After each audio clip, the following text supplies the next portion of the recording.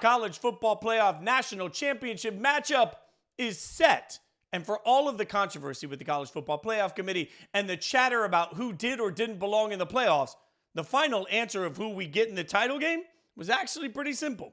The number 1 team in the country, Michigan, will take on the number 2 team, Washington. Michigan gets there by way of a 27-20 overtime win over Alabama, and Washington gets there by beating Texas in a late-night matchup that mirrors much of their season.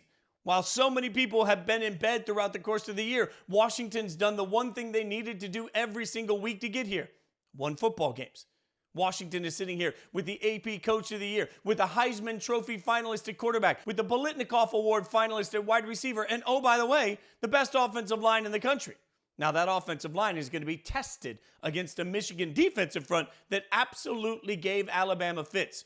Jalen Milroe couldn't see straight, particularly in the first half of their semifinal matchup, because of the power of that defensive line. This is strength on strength for two teams that managed to do the one thing that was impossible this year in the college football world. They managed to win consistently. Sure, there have been questions at times. Was Michigan's schedule difficult enough? Was Washington complete enough as a football team? Remember, the College Football Playoff Committee actually did not have them in the top 4 several weeks because they said they wanted to see more of a complete team.